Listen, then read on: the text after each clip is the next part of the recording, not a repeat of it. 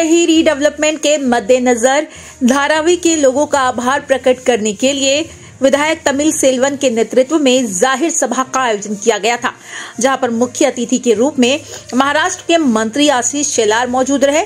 सभा को संबोधित करते हुए आशीष शेलार ने विरोधकों पर धारावी के लोगों को गुमराह करने का आरोप लगाया और पूरे भाषण में पूर्व मुख्यमंत्री उद्धव ठाकरे के साथ साथ सांसद वर्षा गायकवाड़ पर जमकर बरसे। इस दौरान धारावी के कई कांग्रेस कार्यकर्ता बीजेपी में शामिल होते दिखे। इससे साफ नजर आ रहा है कि लोग अब विकास की ओर अग्रसर हो रहे हैं और इसी वजह से दिन प्रतिदिन बीजेपी की लोकप्रियता भी बढ़ती जा रही है। आमचे नेते सन्माननीय आमदार कैप्टन तमिल सेल्वन जी, भारतीय जनता पक्षाचे जिल्ह्याचे अध्यक्ष आमचे मित्र नीरज उबारे जी, लोहरी यादव जी, ज्यांनी विधानसभेतील सर्व सच्चा भारतीय जनता पक्षाच्या कार्यकर्त्यांचं मनापासून अभिनंदन आणि अभिनंदन करतो। एवढी भव्य सभा आणि धारावीतील नागरिक सगळे एकवटून या ठिकाणी आले, याचा अर्थ स्पष्ट आहे की धारावीतील राहणाऱ्या माझ्या नागरिक बंधू भगिनींना स्वतःच्या घराच्या पुनर्विकासाचा विश्वास केवळ देवेंद्र फडणवीस जी यांच्यावरच आहे। मित्रांनो, धारावीच्या पुनर्विकासाच्या बाबतीमध्ये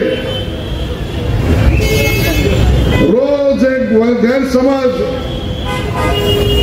रोज अपप्रचार आणि मुद्दामून मी या ठिकाणी उल्लेख करीन, काँग्रेसच्या मुंबईच्या अध्यक्षा आमच्या वर्षाताई गायकवाड पण धारावीतल्याच आहेत आणि म्हणून काँग्रेसचा शब्द, काँग्रेसची शब्दावली मी या ठिकाणी मांडतोय कि कांग्रेस की झूठ की दुकान धारावी में वर्षाताई आप उसका नेतृत्व कर रहे हैं, वो झूठ की दुकान है, झूठ की दुकान। मी आज सुरुवातीलाच सांगतोय,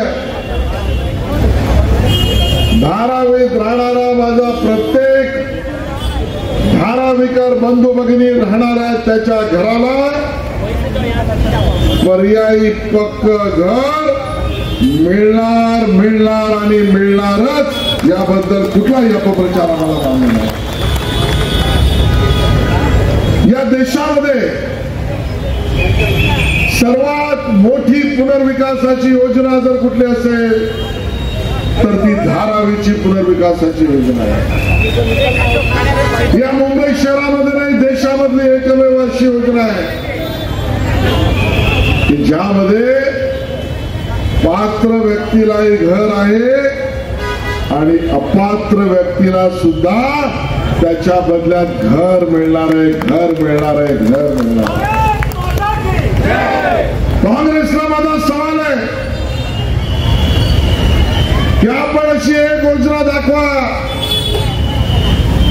की ज्यामध्ये पात्र माणसाला सुद्धा घर आणि अपात्र माणसाला सुद्धा घर मिळालं आहे। धारावीच्या पुनर्विकासाचे, झोपडपट्टी पुनर्विकासाची असलेली विशेष योजना एकमेव उदाहरण आहे ज्यामध्ये पात्र आणि अपात्र दोघांनाही घर आहे। पूर्ण मुंबई शहरामध्ये काँग्रेसला माझं खुलं आव्हान आहे, तर एक गरिबाची योजना दाखवावी जी तुमच्या काळात कधी झाली असेल की ज्यामध्ये झोपडीत आपलं असलेलं पहिल्या मजल्यावरचं घर असेल तर +1, या +1 वरच्या सुद्धा झोपड्याला किंवा बांधकामाला पुनर्विकासामध्ये घर मिळाले अशी एक तरी योजना दाखवा। झोपड्यात तो दुर्दैवाने राहतोय, कोण आनंदाने राहत नाही, पण त्याच्या पहिल्या माळ्यावरचं जे घर आहे त्याला सुद्धा घर संरक्षित करून त्याला सुद्धा घर मिळण्याची योजना केवळ ही पहिल्यांदा धारावीमध्ये झाली आहे. हे धारावीकरांसाठी दिलेली मोठी भेट आहे. विरोध करणारे करू देत, अरे मोर्चे काढणारे काढू देत. उद्धवजी, तुम्ही तर महाराष्ट्राचे मुख्यमंत्री होता.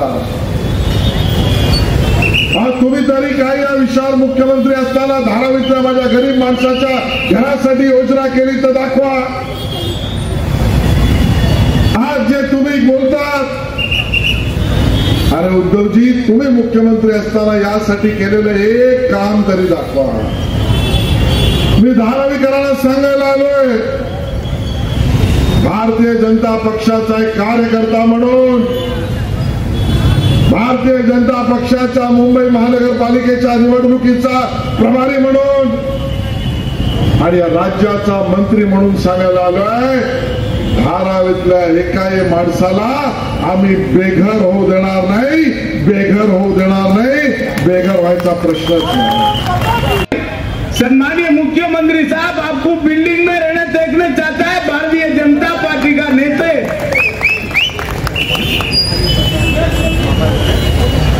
इसलिए मैं आपको यही बोलना चाहता हूं, इसका डेफिनेशन क्या है, कैसा कैसा घर मिलेगा. आपको 400 का ऊपर जाने का संभावना है. कांग्रेस का सरकार 20 साल 25 साल 30 साल का ऊपर 200 स्क्वायर फीट देंगे, 200 स्क्वायर फीट देंगे. घर कभी दिया क्या? कभी नहीं देंगे. आप चोपड़ापट्टी में रहते रहेंगे, बरसात आई बार बार एमएलए बनते रहेंगे, आपको घर कभी मिलने वाला नहीं वो जगह में. सम्मानीय मुख्यमंत्री देवेंद्र फडणवीस साहब, सम्मानीय पंतप्रधान नरेंद्र मोदी जी ने तय किया है, धारावी चोपड़ापट्टी में रहने वाला मेरा जनता को घर देंगे, उधर ही खाली कर देंगे. दूसरा सवाल होता है, मेरा कारखाना है भाई, इधर परसान का दुकान है, कपड़े का दुकान है, कुंभर समाज का दुकान है, हम लोग पिघल जाएंगे. आपको यही बोलना चाहता हूं, 7 साल का पहले और 9 साल का पहले धारावी डेवलपमेंट का मीटिंग हुआ. यही 90 फीट में बहुत बार बताया आपको मैं. हिंदू राज मुगलायत को खत्म करके हिंदू राज किसी ने स्थापन किया है, उसी जनता का साथ मेरा स्पीच चालू है. सम्मानीय मेरा जनता को ये सभा क्यों जरूरी है, यहाँ पर हम लोग 1 साल से देख रहा है, यहाँ का पूर्व आमदार जय भवानी, छत्रपति शिवाजी महाराज की जय श्री राम, जय श्री राम, हर हर हर हर. पूरी இருக்கும் அன்பான தமிழர்களுக்கு எனது பொன்னான பொழுதின் வணக்கத்தை தெரிவித்து देता हूं.